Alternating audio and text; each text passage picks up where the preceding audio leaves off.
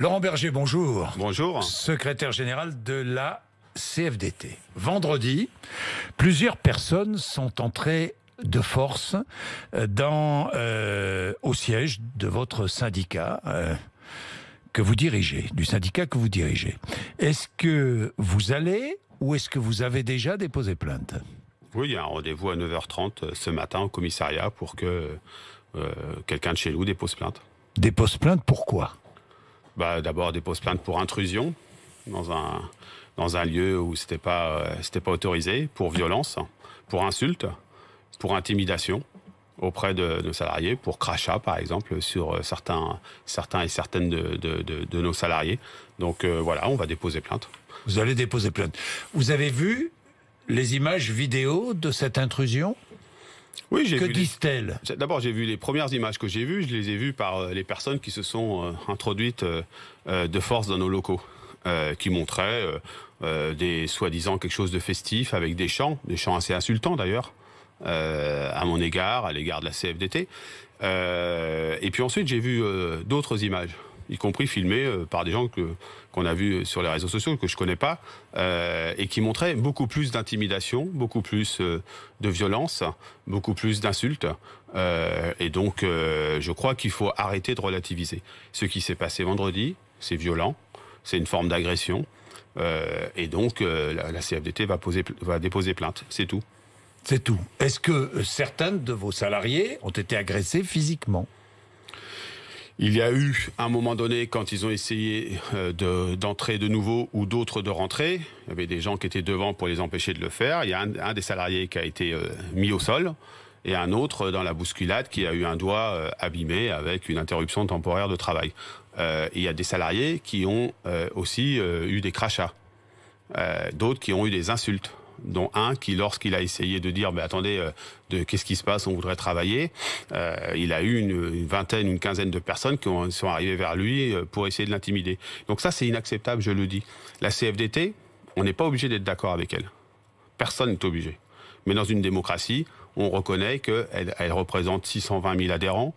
Elle a des instances démocratiques qui décident de son positionnement, et c'est pas à des forces extérieures, quelle que soit leur motivation, de venir nous intimider. Est-ce que c'est de l'intimidation ? Bien sûr, c'est de l'intimidation. Pourquoi ? C'est de l'intimidation. Pourquoi, selon vous ? Mais parce que, en ce moment, des logiques d'affrontement qui consistent à dire que tous ceux qui ne pensent pas comme vous sont forcément des ennemis, forcément des gens qu'il faut faire taire, sont à l'œuvre. Et donc, il y a des personnes que je respecte par ailleurs. Mais qui sont ces personnes ? Voilà, les personnes, vous les avez, elles sont identifiées. Les personnes qui se sont introduites dans les locaux de la CFDT vendredi sont des personnes qui se dénomment la coordination RATP SNCF. Donc après, des syndiqués, d'autres syndicats. Je n'en sais rien, mais certains sont peut-être syndiqués. Ce qui est sûr, c'est que ça n'a pas été soutenu par d'autres organisations syndicales. La plupart des autres organisations syndicales nous ont appelés ou ont témoigné par une expression le fait que c'était inacceptable. Voilà, donc il n'y a pas, de mon point de vue, ce matin, à faire une polémique entre organisations syndicales, que ce soit la CGT, Force ouvrière ou d'autres ont dit que c'était pas acceptable. Donc une fois qu'on a dit ça, je crois que c'est plutôt des individus qui font de l'intimidation parce que ils n'ont pas. Parce que quoi ? Parce qu'on n'est pas d'accord avec eux. De vous faire taire ? C'est une volonté de vous faire taire ? Évidemment que ça ne marche pas. Donc ça ne fonctionne pas. Donc c'est simplement une volonté de témoigner que eux-mêmes détiendraient la vérité absolue, seraient dans la justesse et voudraient pas que d'autres s'expriment différemment et disent des choses différentes. Eh bien la CFDT, elle est libre et indépendante. Quand elle doit critiquer le gouvernement, elle le fait. Quand elle doit critiquer tel ou tel interlocuteur, elle le fait. Mais surtout, elle a une capacité de proposition. Et ce qui dérange peut-être, c'est que la CFDT, elle propose. Elle n'est pas dans le binaire. Elle n'est pas dans tout est parfait ou tout est pourri. Elle est dans la nuance parce qu'on essaie de construire des solutions concrètes pour les travailleurs. C'est peut-être ça qui n'est pas apprécié. Mais vous avez remarqué que depuis le début de ce sujet sur les retraites, jamais nous n'avons interpellé, critiqué nommément tel ou tel. dans les organisations syndicales, dans les mouvements, etc. Jamais nous n'avons une parole qui était une parole d'agressivité. Tout simplement parce que notre démocratie est déjà suffisamment en souffrance pour pas en rajouter. Donc je demande juste que la CFDT soit respectée. Donc je condamne ce qui s'est passé vendredi. Nous allons déposer plainte. Maintenant, si on pouvait pas, voilà, on passera au fond du sujet. On est là pour l'honneur des travailleurs. On est contre cette bureaucratie syndicale qui porte le nom de Laurent Berger, qui est en train de négocier le poids des chaînes, la régression sociale. Voilà ce que dit cette fameuse coordination. Que répondez-vous ? Non, mais vous négociez les chaînes et la régression sociale. Mais franchement, je leur dis, s'ils sont dans la justesse, qu'ils aient 620 000 adhérents. Qu'ils acquièrent la première place aux élections professionnelles. Je dis tout simplement que le syndicalisme, il se légitime quand il est nombreux, quand il a la confiance des travailleurs, quand il obtient des résultats pour eux. Et que là-dessus, je n'ai aucune leçon à recevoir, et les militants et militantes de la CFDT n'ont aucune leçon à recevoir de ces personnes. C'est ça que je leur réponds. Et donc, au bout d'un moment, il suffit pas de venir à une trentaine ou une quarantaine, d'essayer d'expliquer que ce serait eux qui seraient le syndicalisme dans son essence, dans sa pureté, et que les autres ne seraient pas des syndicalistes. Donc, je leur réponds juste, la CFDT, elle est là, elle a des adhérents nombreux, on débat, on discute, on fait des propositions, on a la confiance des travailleurs dans les élections. Et maintenant, si ça plaît pas à tout le monde, tant pis. J'ai envie de vous poser une question, Laurent Berger. Pourquoi une telle violence dans ce conflit ? D'abord, ça fait longtemps, ça fait un petit moment que on sent dans la société, un sous-jacent assez violent. Je crois que on est rentré dans une logique assez binaire. On est aussi rentré dans une logique de facilité dans l'interpellation, dans la provocation, dans l'insulte. Alors, il suffit de regarder les réseaux sociaux. C'est binaire. D'un côté, il y a le gouvernement qui ne veut pas céder intransigeant, et de l'autre côté, il y a des syndicats, eux aussi, qui ne veulent pas céder intransigeant et qui demandent toujours le retrait de la réforme. Je crois qu'il y a des logiques d'affrontement qui ont prévalu sur ce conflit, sur ce sujet des retraites depuis le début. C'était une erreur. Je l'avais dit sur votre antenne en disant les logiques d'affrontement nous mènent dans le mur. Vous savez, dans la CFDT, elle veut un système universel des retraites. Oui. Mais elle considère qu'une partie de ce qui est proposé ne répond pas à cette volonté de justice, de lisibilité que porte la CFDT. Mais ce qui est sûr, c'est d'essayer d'expliquer que on aurait tout juste, on n'aurait pas besoin de discuter ni d'un côté ni de l'autre. C'est une erreur. On a besoin de quoi dans une démocratie ? Pourquoi on s'étonne encore que dans notre pays, il y a des gens qui ne pensent pas la même chose et qui ont des conflits d'intérêts différents, qui ont une logique d'intérêt différente. C'est normal, c'est une démocratie. Donc on n'est pas tous d'accord. Eh bien, il faut essayer de trouver le compromis. C'est ça la logique de la CFDT. On peut la contester, mais n'empêche que c'est bien mieux que d'essayer de se balancer des slogans avec une stérilité sans nom. Voilà. Et donc je condamne, à chaque fois qu'on dit que la violence aura une forme de légitimité, je le dis, dans une société démocratique, non. Non. Dans un système totalitaire, potentiellement, pour s'en libérer. Mais pas dans un régime démocratique. Je vais revenir sur une responsabilité peut-être du gouvernement. Je voudrais parler de ceux qui sont opposés à la réforme des retraites. Est-ce qu'aujourd'hui, ces opposants qui demandent toujours le retrait de la réforme sont dans une impasse, selon vous ? Ça, c'est pas à moi de le dire, encore une fois. D'accord. Ce que je veux dire... C'est peut-être pas à vous de le dire, mais les organisations syndicales qui sont dans cette demande, elles ont leur légitimité pour le faire. C'est pas le problème. Et donc... alors, je pose la question autrement. Moi, je pense qu'il faut se battre maintenant. Il faut se battre maintenant pour deux choses. Il faut se battre pour que, sur la question du financement, je vais revenir du système à court, moyen et long terme. Il y a vraiment une discussion et qu'on ne se fasse pas du débat sur des chiffres qui sont contestables. Et deuxièmement, il faut se battre pour améliorer un certain nombre de dispositions, il y a l'examen au Parlement, dans ce projet de loi. C'est la position de la CFDT. Que d'autres ne pensent pas pareil, c'est tout à fait respectable. Tout à fait. Maintenant, c'est à chacun de mener sa stratégie. J'ai une autre façon de parler de stratégie, je reprends le mot. Est-ce que la stratégie de la grève illimitée est tenable ? Mais c'est à ceux qui l'amènent de le dire. Vous avez votre avis, quand même. Moi, mon avis, c'est que les travailleurs, ils veulent à un moment donné qu'on leur donne des perspectives. Et la perspective, ça peut pas être une réforme de retraite qui serait injuste, mais ça peut pas être non plus le sentiment qu'on peut les emmener dans une impasse en termes de mobilisation. Mais ça, c'est à chacun de le dire, parce que moi, rien ne dit que donc demain. Donc ils vont dans une impasse. Je le crains, mais c'est à eux de définir si c'est le cas ou pas. Bon. Est-ce qu'il y a des responsabilités politiques derrière tout cela? Est-ce qu'il y a des arrière-pensées politiques? Une récupération politique, selon vous? Mais de tout côté, on peut pas dire. C'est vrai du côté du gouvernement comme du côté des autres organisations politiques. Mais du côté du syndicalisme, je ferai pas ce procès-là. Du côté des organisations syndicales, il y a une différence d'appréciation. Voilà. Vous savez, je sais que vous aimeriez. J'aimerais quoi? Pas vous. Que peut-être j'en balance une ou deux sur tel ou tel. Non. Je le ferai pas parce que je crois que c'est stérile. C'est pas ce que je porte comme vision démocratique. Je ne dis pas que vous le vouliez, mais ce que j'aime, c'est quand vous dites ce que vous pensez. Et parce que je pense, ce que je pense, c'est qu'on aurait besoin de beaucoup d'apaisement et d'un vrai débat sur le fond. Vous savez, le système universel des retraites, pour une part, il nous projette en 2037, en 2050. Sur un certain nombre d'éléments, notamment d'éléments qui sont sortis ce week-end dans le monde. D'ici là, il va se passer quoi? D'ici là, il va se passer quoi? Donc on pourrait se poser un peu en se disant, et où sont les urgences? Sur quoi il faut agir? On va en parler. La RATP, la SNCF notamment, doivent-elles payer les jours de grève? Non, mais ça, personne ne le réclame vraiment. Ou en tout cas, c'est bien sûr que lorsqu'on fait grève, on n'est pas payé. Mais est-ce que... Par contre, qu'il y a un étalement pour que ce soit moins brutal, évidemment pour les salariés qui l'ont fait, mais payer les jours de grève, non. Est-ce que vous perdez des adhérents à la CFDT? Non. Compte tenu de votre position, de vos choix. Vous savez, oui ou non? Parce que j'ai entendu dire ça. Certains véhiculent cette idée. C'est vrai ou c'est faux? Non, c'est faux. Je vous le dis, c'est faux. Il y a des gens qui partent sans doute parce qu'ils sont pas contents, mais il y a des gens qui arrivent. Vous savez, juste avant de rentrer dans ce studio, je regardais les mails que j'ai reçus et j'ai reçu le mail d'une adhérente en disant je voudrais vous te transmettre, elle me tutoie, mon énergie, te féliciter, etc. Faut arrêter. En décembre, la CFDT en ligne, juste en ligne, c'est-à-dire adhésion par Internet, elle a fait plus de 1000 adhérents. Les autres mois, en moyenne, c'est 5 à 600. Voilà, donc il y a des gens qui sont pas d'accord, qui peuvent partir potentiellement, et il y a des gens qui sont d'accord, qui arrivent.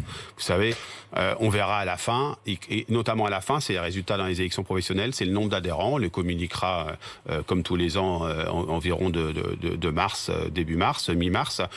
Donc voilà, on verra à la fin. Mais vous savez, la semaine dernière, il y a eu une élection dans une entreprise de la métallurgie, qui s'appelle Grid, où la CFDT a pris plus 15 points, par exemple. C'est des sites qui sont partout en France. Donc ouais, il faut arrêter de... Ça amuse tout le monde de dire... les gens qui nous envahissent vendredi, ils disent oui, vous représentez pas les travailleurs, les adhérents CFDT, etc. Ils représentent combien d'adhérents? Nous, on en représente 620 000. Laurent Berger, le retrait de l'âge pivot, franchement, est-ce que vous ne vous êtes pas fait berner par le gouvernement? L'âge pivot, c'était dès 2022. Franchement. Dès 2022, l'âge pivot. Des gens qui avaient leur taux plein, c'est-à-dire qu'ils pouvaient partir en retraite à 62 ans, aller travailler en 2022 4 mois de plus, en 2023 8 mois, en 2024 1 an. C'était des gens qui travaillaient dans le bâtiment, dans l'agroalimentaire, dans l'industrie, dans les services, dans les commerces, etc., qui avaient commencé plutôt jeunes. C'est plus dans le texte. Ce n'est plus dans le texte. Et dans le texte du projet de loi, il n'y a rien qui est marqué que c'est un retrait provisoire. Donc vous savez... Moi, cet élément-là de l'âge pivot, lorsqu'il est apparu le 11 décembre, c'est l'élément qui, dans les entreprises, a fait le plus réagir les travailleurs en disant c'est pas possible. On est en train de prendre conscience que alors qu'on devait partir très rapidement en retraite, on va être obligé de travailler plus longtemps. Ce n'est plus dans le texte. Alors moi, je suis pas dans un... Vous savez, quand on est un syndicaliste, on n'est pas dans un rapport uniquement, par exemple, avec le gouvernement, avec son emploi ou avec son patron. On est aussi dans un rapport avec les salariés pour partir de ce qu'ils veulent. Et ce qu'ils disaient les salariés, et on l'a vu à travers la pétition qu'on a fait signer, qui a été très nombreuse, où il y a eu beaucoup de signatures, eh bien, ils voulaient pas de ces âges pivots. Il est retiré. Donc je ne pense pas que je me suis fait berner, qu'on s'est fait berner.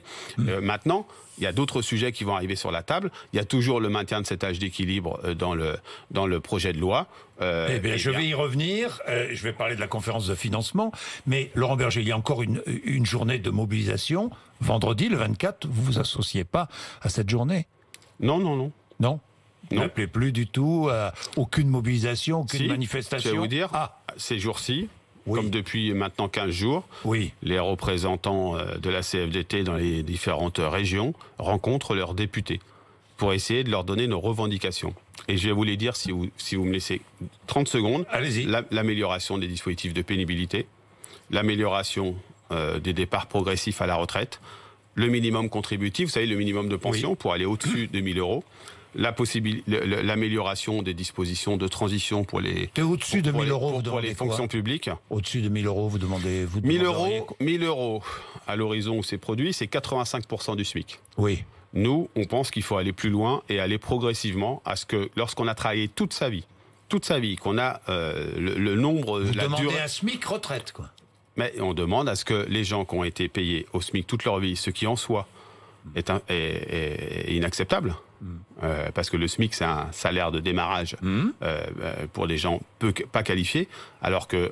et donc, il y a des gens qui sont au SMIC toute leur vie. On demande que le minimum de pension, à terme, arrive à horizon du SMIC. SMIC retraite.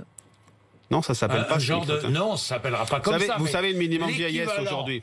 La retraite minimum équivalente au SMIC. Vous savez, aujourd'hui, le minimum... D'accord. Aujourd'hui, dans le système... Votre revendication. Oui, bien sûr. Ouais, à la fin. Oui, le minimum vieillesse aujourd'hui. C'est qu'il y a un minima social, pour des gens qui n'ont pas forcément travaillé, etc. Oui. Il est en dessous, il a 40 euros environ en dessous du minimum contributif, c'est-à-dire lorsqu'on a travaillé toute sa vie et qu'on a une pension. C'est-à-dire que vous avez travaillé toute votre vie et vous avez, en gros, le minimum vieillesse. C'est inacceptable. Aujourd'hui, c'est 83% du SMIC, le minimum de pension. On nous dit on va le monter à 85 pour aller à la barre, c'est vrai, symbolique, des 1 000 euros. On pense qu'on peut aller un peu plus loin. Bien, Laurent Berger, la fameuse conférence de financement, quand va-t-elle débuter ?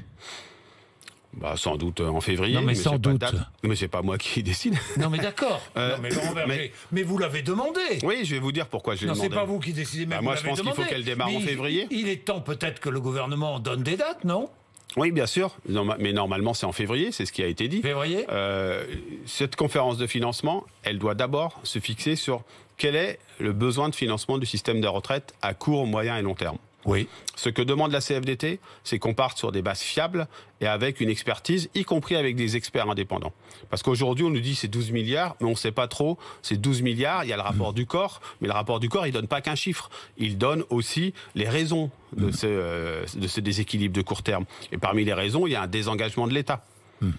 Du financement de l'État dans le système de retraite. Donc on veut partir avec une analyse très claire de où sont les besoins de financement dans le système actuel et dans le futur système.